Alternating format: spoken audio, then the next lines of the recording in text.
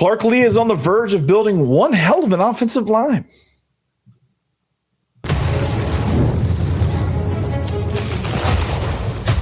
You are Locked On Vandy, your daily podcast on the Vanderbilt Commodores. Part of the Locked On Podcast Network, your team every day. Welcome into the Locked On Vandy podcast on the Locked On Podcast Network. I'm your host, Corey Burton. Thanks for making Locked On Vandy your first listen each and every day. We are free and available wherever you get your podcasts and on YouTube as a part of the Locked On Podcast Network, your team every single day. Shout out to you everydayers. Today's episode is brought to you by Gametime. Download the Gametime app, create an account, and use code LOCKEDONCollege for $20 off your first purchase. Now, on this episode, we're going to talk a little Vandy hoops. They took down LSU this weekend in their conference opener. It was a complete win, and the point guards, all of them were key. However, in a never-ending quest to build a monster, Vandy has the potential to add just that. If he commits, what would Shiyazh Pete do for this offensive line? How would he compare? Well, in order to kind of break this down, he is visiting. He's in town today. The bulk of his visit's going to be tomorrow. It is likely that Vandy is the favorite to land him, mostly because of the Vandy State Aggie door connection. I mean, how could he not commit to Vanderbilt? He is an Aggie door nonetheless. And Pavia's on him. There's that connection. It seems like every commit has that connection with Diego Pavia. That's just kind of who Diego Pavia is. So this is going to be fun, okay? This season is going to be incredible because, I can already tell that it was a star-studded group last year in last year's class. Two of the guys that weren't medically fit to or weren't fit to, whether it was medically, academically, whatever, Marlon Jones and Mark Davis, those two also are going to be reintroduced into this class. They're not officially in this class, but they would have made starters number 11 and 12 probably at cornerback because Vandy had 10 starters come in out of last year's portal class. That was very pivotal in this transformation that Vandy went through. So those two guys added to this class. I think you're getting a class full of great offensive linemen. I think you had some good depth pieces in last year's group. Stephen Hubbard probably being the headliner. Stephen Lasoya had a pretty good run at center, although he was here for 1 year. Chase Mitchell had a pretty good impact as well. All those guys started, but I think you're bringing in some true star power in this year's class. I think Jordan White coming in to play center, I think is going to be, and this is no shot at Stephen Lasoya, but he's going to be an upgrade over Stephen Lasoya. I think he was all conference as a center.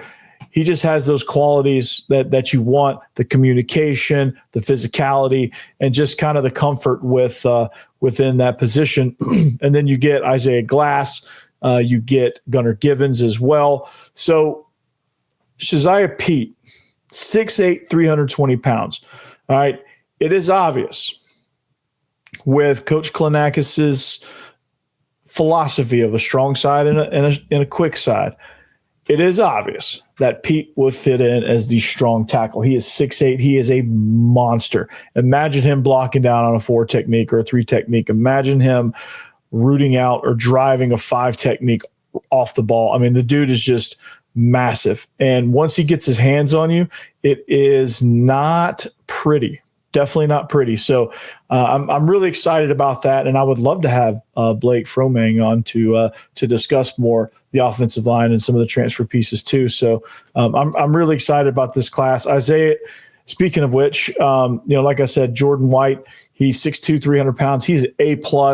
You look at him, and again, he's ready to go, instant starter. I think he's somebody that has really good movement, really good athleticism, can get to the second level. And he can play guard or center. His commitment picture is him snapping the ball. I think maybe Castillo still works at center. I don't know. That's Coach Klenakis' job to figure that out. But, Gunnar Givens comes in. He could probably be that that quick tackle, or he can play center or strong guard. He can play any of the three spots, but he's definitely a bigger body that is probably going to be on that strong side if he's not at center as well. He's somebody that had limited snaps, but I think this would be, I can see a world where Gunnar Givens and Shiyazh Pete are on the same side as the strong tackle and strong guard. Holy cow, that would be insane. Just the amount of beef over there. And then Isaiah Glass being that quick tackle, also quick guard as well with his stature, 6'4", 305. The dude can move, man. He's very athletic. He's probably going to – I'd like to see him add about 10 pounds of muscle, which I think could be good. He could definitely start there.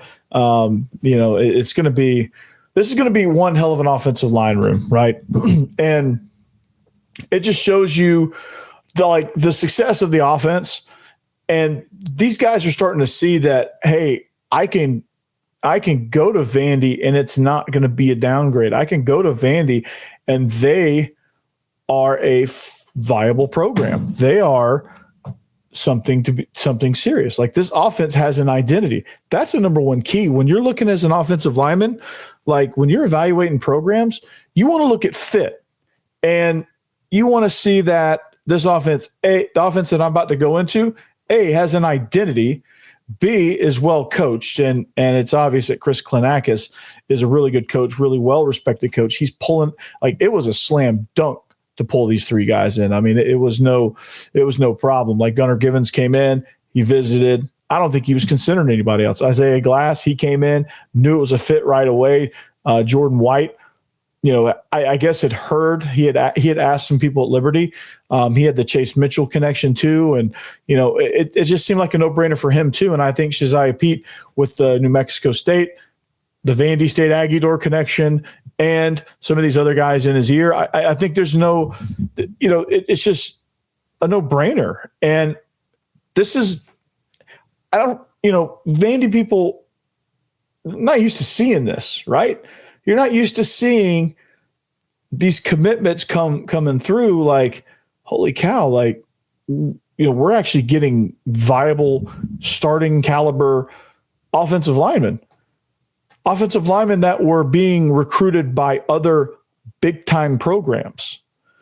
It wasn't like you only beat out Toledo for an offensive lineman, right? Or let's say, hey, this offensive lineman's choosing between Vandy and Incarnate Word.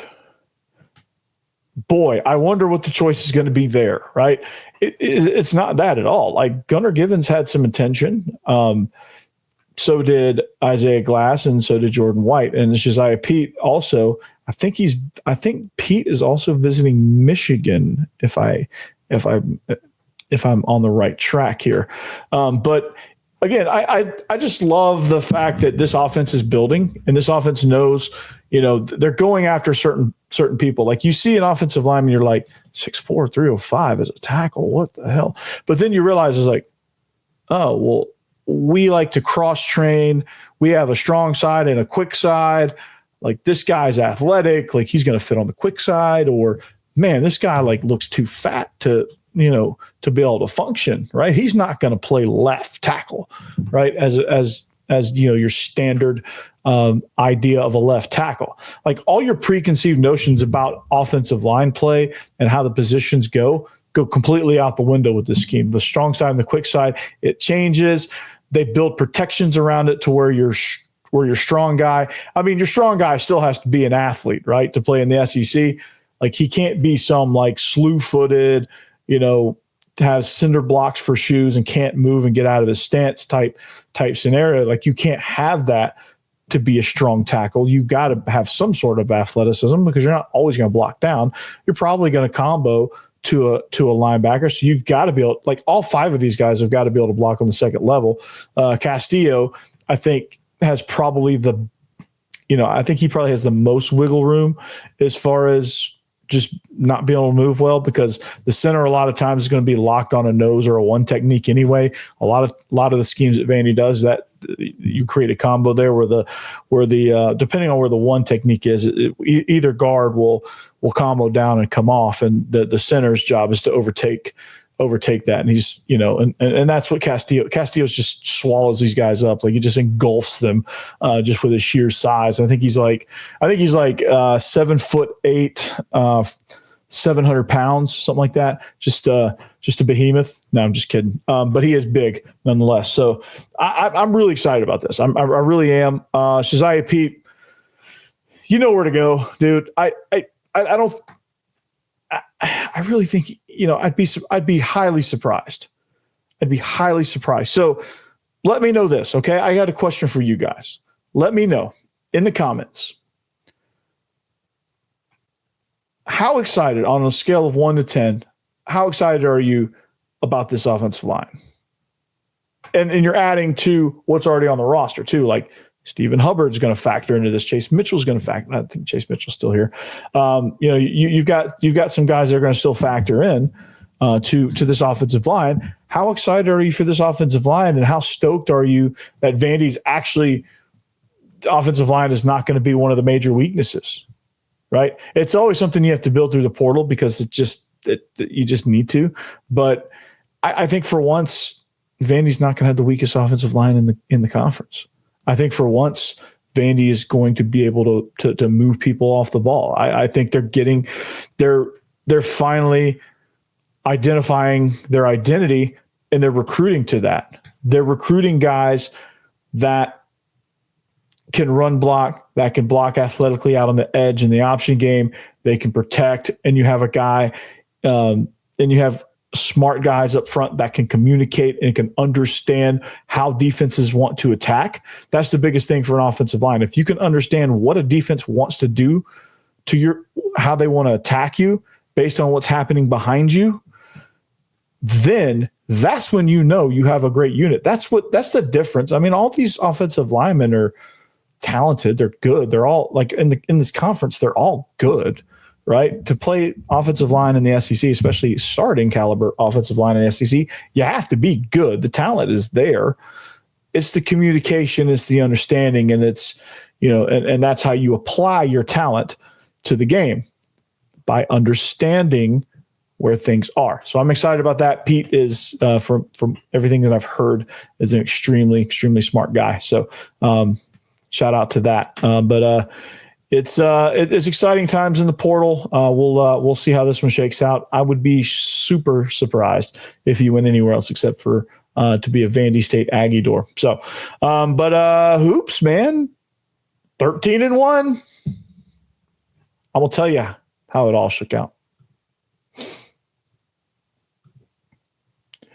But first, it's time to talk about FanDuel, right?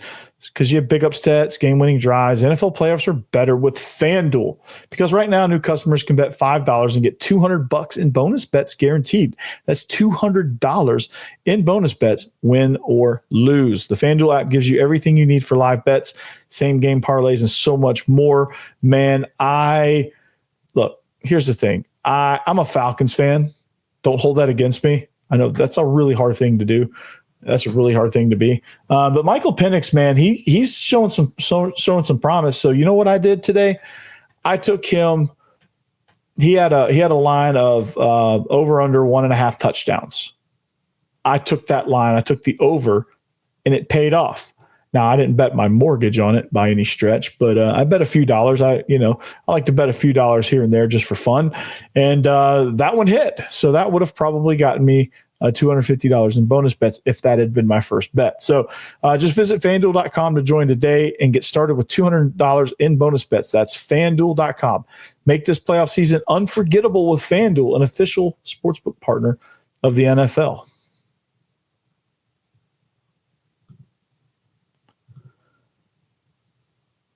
All right, thanks for making Locked On Vandy your first listen each and every day.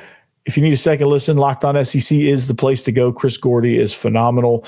This whole conference, as far as shows go, is phenomenal, and you can see that on the squad shows that drop every Thursday.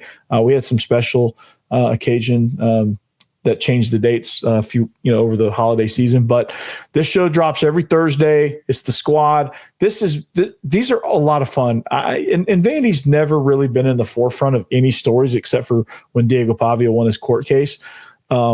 So I really just kind of joined for fun just to talk with these guys. But Stephen Willis of Locked On Ole Miss, if you haven't subscribed to his show, go check his show out. It's pretty good. John Neighbors, Brandon Olson, Clint Shamblin, John Miller, Locked On Mizzou. Surprisingly, you think about it, you're like, a Missouri show, would that be interesting? But no, John Miller knocks it out of the park on that. Jonathan Davis, Locked On Texas. That's a good show. We did a crossover with him. That was a lot of fun. And there's just so many shows out there that are good. But let's get down to it. Vandy basketball, man, they just continue to surprise. I mean, I think they were picked to finish at the bottom or near the bottom, somewhere in the lower quadrant, in the lower third of the conference. Some people probably picked them the very rock bottom of the conference, just like football.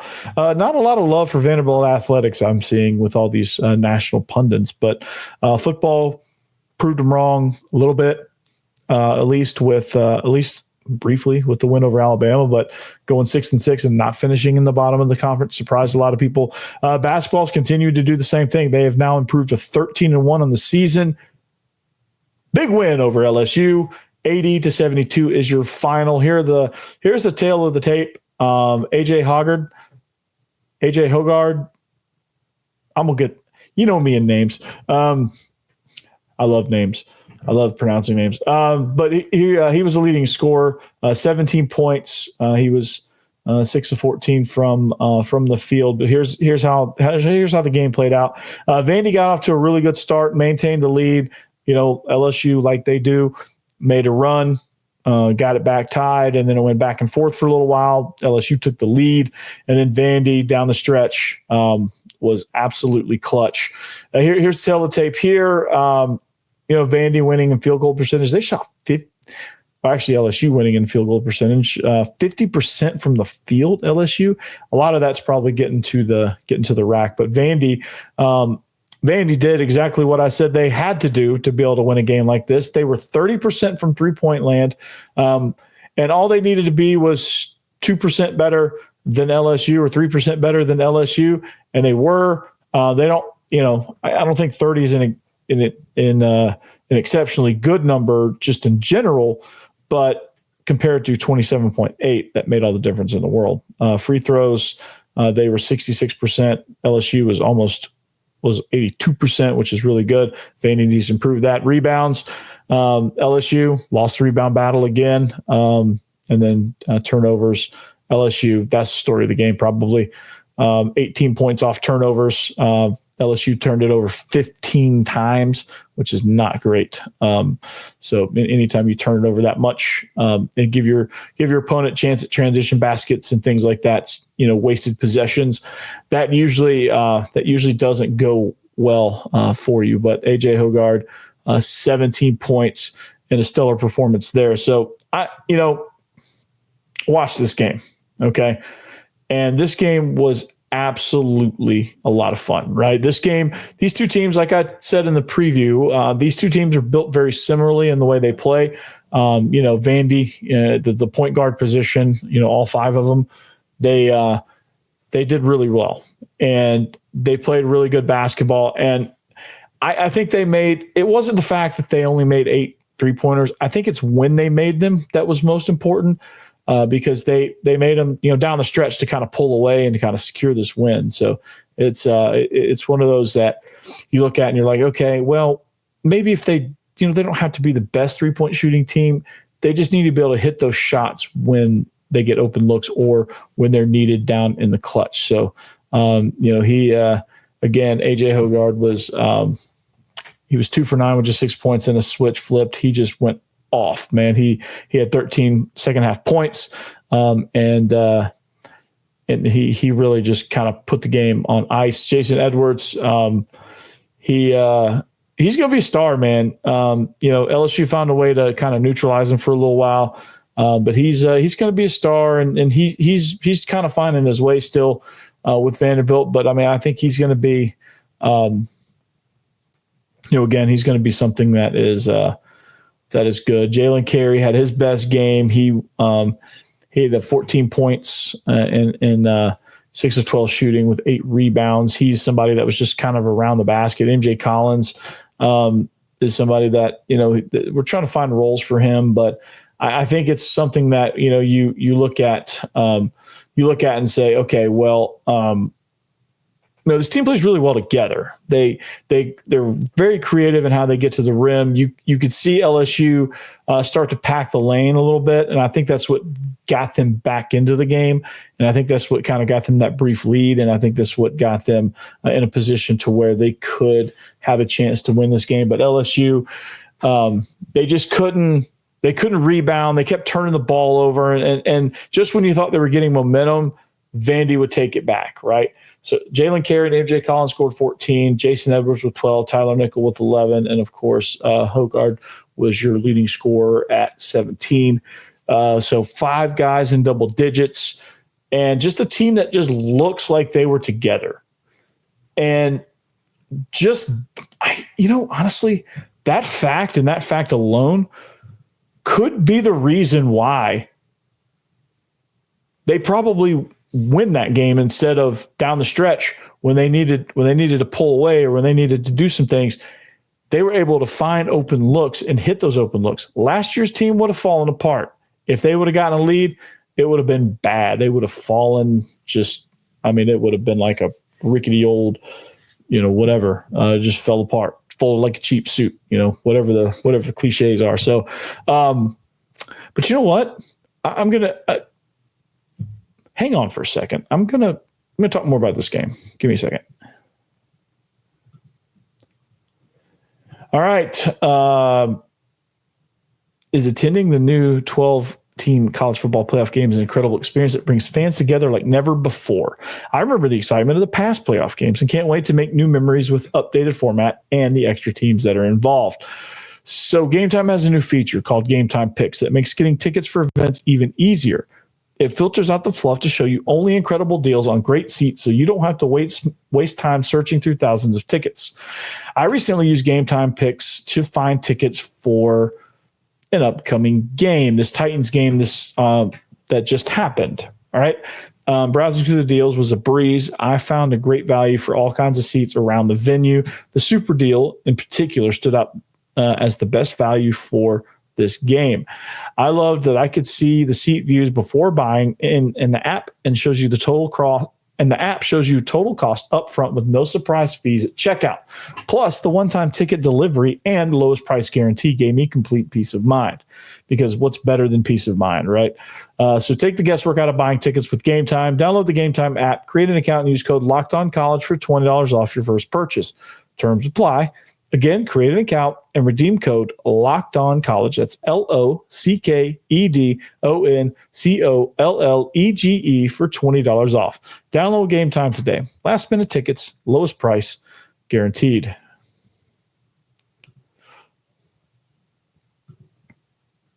All right, welcome back. We are wrapping up this show. Thanks for making Locked On Vandy your first listen each and every day. Shout out to you everydayers for making all of this possible. I hope to ring in the new year with, I inch one step closer to 1,000 subscribers. Right now I'm sitting at 578. Let's get to 600 by the end of the month. That's a long time. We can make that happen. That's what, 22 subscribers? I can do that. Come on. You guys know 22 people right now. Go ahead and tell a friend and tell a friend and tell a friend. It doesn't cost anything. So there you go. But anyway, this basketball team, like I said, man, they're so much fun to watch. Just the style of play. I think that Mark Byington has given this team a lot of confidence because coming into this season, everyone had to wonder, what is it going to look like? What is this new philosophy that everyone's kind of still scratching their head about? What is the fact that you built an entire team out of the portal? So none of these guys know each other. They're coming in. They're all like, everyone is meeting for the first time. like usually sometimes with a coaching change, you have like most of the core of the team that know each other. Then you have a couple new guys, and then like everybody's meeting the coach and the handful of new guys. Not this scenario. Like it's, hey, Coach Byington, Jason Edwards, nice to meet you. Then Jason Edwards turns to Tyler Nickel and goes, hey, I'm Jason Edwards. I'm Tyler Nickel. It's good to meet you. Like they were literally pit together for the first time. So when they started practicing in their like summer workout stuff or their summer sessions or whenever they were able to start doing their on-court stuff, they were meeting each other for the first time. This is what's amazing about this, right? They were meeting each other for the first time, and they were trying to build a rapport. And when you play a style of basketball like Vanderbilt plays, where they're all point guards, and I like to joke about that, but in all seriousness, there's no real positions. It's just moving guys around on the court to find your best way to get to the rim. It doesn't really feature a lot of three-point shooting, which I think as teams will force you to do so the more you play. But it's a style of basketball that really likes to try to focus on transition. So it's a team that defensively, if they can turn you over, they're going to turn you over and create that into points. They turned over LSU 15 times, got 18 points off of it, and I think that made a huge difference as well. I think a lot of it was in the start, but then when LSU started to get momentum, boom, turnover, down, basket, or things like that. But this team is always moving. This team's never stagnant. They're not just standing around watching one guy dribble and shoot a three that's with a hand in his face and bricks it and nobody gets the rebound. And the other team goes an 18-0 run because Vanderbilt is just playing backyard basketball where, one guy shoots and everybody just kind of stands around. If the ball comes to you, great. If it doesn't, then whatever. This year's team is different. And this is exciting. 5 guys in double digits, and it's going to be different guys every night that have big nights. Jason Edwards is going to be a star, right? Tyler Tanner is going to be a star. He's still a freshman. He's still working out, some freshman kinks and things like that. He'll have his up and down moments. Devin McLaughlin, Jalen Carey, all these guys are going to have their night, and it's just going to. It's going to almost seem like it's luck of the draw. It's going to seem like, okay, well, how can we devise a way to get the ball to the rim? This is a system that doesn't care who puts the ball through the net. It really doesn't. It's not like last year's team where everyone knew it was going to Ezra Mannion. Everyone knew it was going to Ezra, and everyone knew that, and everyone played that, and there was not really anybody that could do anything else. Tylen Lawrence was good. He's playing at Georgia now, but I think that was kind of it. And there wasn't really much else, and there wasn't really much of an identity. But now you got a bunch of guys that you didn't add a ton of star power. You didn't add a bunch of superstars from the portal. It's just a bunch of random dudes. It seems like. Like there's just a lot of guys you're like, how's this going to work? It's like you see 5 guys out there in the court and you're like, they're all 6'4". How's this going to work? And then they start moving around. It's like art. It's like art in motion. And the next thing you know, they've gone on a 12-0 run. You're like, what the hell? How did that happen? So this team just leaves you in constant amazement. And that's my feedback on how fun they are to watch. I watched a very small handful of these games. Admittedly, I don't follow basketball until football is concluded. I'm just a football guy. Okay. And I try to watch as much football as I can. And then, when conference play starts, that's when I kind of really zero in on basketball. I'll peek at it now and again. But I really derive most of my attention towards football during the fall. And then when it's basketball season, conference play, a couple non-conference games here and there of note that I'll pay attention to. But for the most part, teams don't really round into their identity until conference play anyway. And you don't really get an idea or a sense of who is who until they start conference games anyway. So that's when the real season starts, and then you get to the thick of it, to the fun of it, and that's when it really gets competitive. So this team's going to be fun. This team's going to be a lot of fun. They're going to surprise a lot of people by the way they play. They're fast. They're up tempo. They're just constantly on you. They play good defense. They shut down passing lanes. They understand the movement of the sport of basketball. They understand, if I leave, somebody else has got to replace, and they just kind of understand. It's like a dance. It's like a tango. They kind of understand. They kind of understand floor movement, and that's good to see. It means something, and that something is they're well coached. Mark Byington is doing a hell of a job. This was a great hire. We'll see how it kind of shakes out during conference season. This conference is going to be tough, so it could very well be Vandy plays their ass off, and then they just get beat a lot. That could be a possibility because this conference is good, but I could also see them winning a lot of games that they shouldn't as well. And it's just a matter of, can they get the ball to the rim, and when they can't, are they going to have a good night shooting 3-pointers, or better yet, are they going to have a clutch night shooting 3-pointers? Are they going to be able to hit those shots when they need them? That's what it's going to come down to, because teams are going to adjust, and they're just going to have to figure it out. And luckily they've got a lot of guys that contribute in different ways. And that's the biggest key. But AJ Hoggard, he pulled him away down the stretch, got hot. Team had a lot of confidence in him. He got a lot of confidence. And that's a big, big thing because that would have never happened last year. And, Jerry Stackhouse just was fish out of water at Vanderbilt. He's an NBA guy. And that's pretty obvious. And he's probably doing well in the NBA. And I'm happy for him. I hope he has a great career in the NBA. He just wasn't a fit for Vandy, and that's okay. And, both parties, I think, are probably going to be better off knowing that. And so there you go. But I'm slowly getting my voice back, so that's good. But that's all I got for you today on today's episode. So we'll see you back here next time on the Locked On Vandy podcast. Follow the show at Locked On Vandy on all social media platforms, and we'll see you back here next time. Peace and anchor down.